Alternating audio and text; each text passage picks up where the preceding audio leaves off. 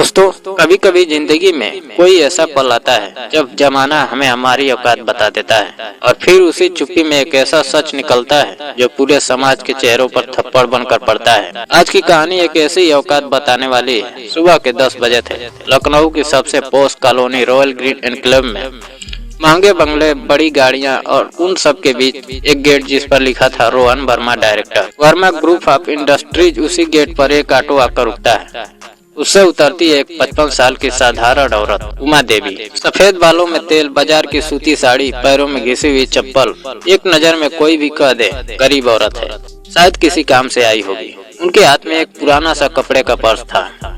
यही वो पर्स था जिसमें उनका पूरा जीवन भरा हुआ था। गेट पर खड़ी रोहन की माँ सुषमा वर्मा पहली बार उमा को देखकर मुस्कुराई, लेकिन वो मुस्कान दया वाली थी, जैसे कोई गरीब को देखकर आती है। हाँ जी कहिए। उनकी आवाज में ऊपर से मिठास, नीचे से चुभन थी। उमा बोली, मैं रोहन की माँ हूँ। सुषमा का चेहरा एक सेकंड को खुला, फिर वो तुरंत संभल गई। अच्छा, आप हैं, आइए। लेकिन उनकी चाल बता रही थी ये औरत उन्हें पसंद नहीं है। अंदर एक बड़ा सा हॉल था जिसमें महंगे सोफे, झूमर, पर्दे लगे हुए थे। ये सब देखकर उमा की आंखें एक पल को भर आई। उन्हें याद आया वो और उनका बेटा रोहन कभी एक कमरे की छत में रहते थे जहां बारिश में छत टपकती थी। सुषमा ने टेबल पर बैठते हुए कहा, उमा जी आपको तो पता है हम लोग बड़े खानदान के हैं, हमारे यहाँ सब कुछ स्टेटस का होता है। उमा चुप रही। सुषमा की आवाज थोड़ी और तनी, मैं रोहन के लिए ऐसी बहू ढूंढ रही हूँ जिसका बैकग्राउंड अच्छा हो। यह शब्द नहीं चाकू थे। उमा का दिल हल्का सा कांपा, लेकिन उन्होंने सिर्फ इतना कहा, रोहन ने मुझसे कहा था कि आप लोग मुझसे मिलना चाहते हैं। सुषमा ने एक ताना मारा, हाँ, शादी से पहले अपनी स्थिति जानना जरूरी होता है। दिनेश शर्मा, सुषमा के देवर, ने भी बात में हाथ डाल दिया।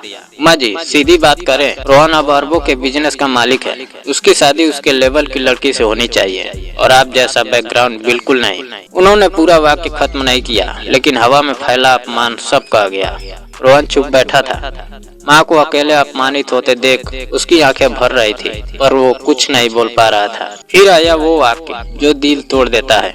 सुषमा बोली, देखिए उमा जी, आपने रोहन को पाल पोस कर बड़ा किया, ये बात हम मानते हैं, लेकिन हर कोई बड़ा नाम बना नहीं सकता। कुछ लोग सिर्फ दूसरों का बनाया हुआ घर चलाते हैं, यानी आपने कुछ बनाया ही नहीं, बस रोहन के सहारे जी रहे हैं। कमरा बिल्कुल खामोश हो गया। अच्छा इंसान भी ऐसे शब्दों को सुनकर टूट जाए, लेकिन उमा ने सिर नहीं झुकाया। उन्होंने धीरे से कहा, क्या मैं एक बात कह सकती हूँ? दिनेश ने ताना मारा। अब और क्या बचा है कहने को? और यहीं से कहानी का असली मोड़ शुरू होता है। उमा ने अपनी सूती साड़ी ठीक की, पुराना पर्स टेबल पर रखा और बोली, आप लोग मुझसे पूछ रहे थे कि मेरे पास क्या है। ना स्टेटस, ना प्रॉपर्टी, ना कोई बैकग्राउंड। सबकी निगाहें पर्स पर थी। उमा ने पर्स खोला। उसमें एक पुरानी डायरी थी, कुछ कागज, कुछ फाइलें। सुषमा ने हंसते हुए कहा, ये क्या है? उमा जी, यहाँ हम शादी की बात कर रहे हैं और आप बाजार के कागज लेकर बैठ गई। उमा ने डायरी से एक कागज निकाला और उसे सीधे दिनेश शर्मा के सामने रख दिया। लो देखो। दिनेश ने कागज उठाया, पढ़ा और उनका चेहरा जैसे पत्थर बन गया।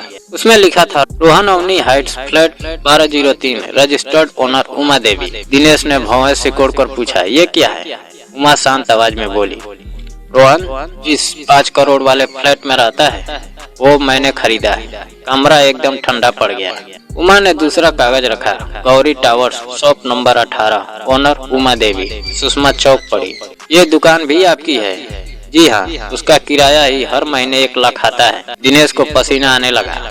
उमा ने तीसरा कागज निकाला, बक्सी का तालाब, प्लॉट नंबर 3, कुल कीमत 2 करोड़ 40 लाख, ओनर उमा देवी। सुषमा का मुंह खुला का खुला रह गया। उमा ने गहरी सांस ली और बोली, मैं गरीब दिखती हूँ क्योंकि मुझे दिखावा पसंद नहीं। इस दिन मेरे पति चले गए, मैंने दुनिया से कुछ नहीं मांगा, बस 1-1 रुपए जोड़कर सिलाई करके किराना दुकान में रात भर बैठकर लक्ष्मी चौराहे पर पापड़ बेचकर रोहन के नाम पर 1-1 ईंट रखती गई। उनकी आवाज काफी लेकिन दृढ़ थी।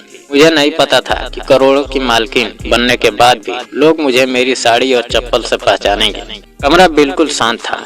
उमा ने रोहन की तरफ देखा, बेटा तुझे मेरी गरीबी से कभी शर्म नहीं आई, लेकिन आज मुझे गर्व है कि मैंने तुझे ऐसा बनाया कि तू करोड़ों में बैठकर भी विनम्र रहे।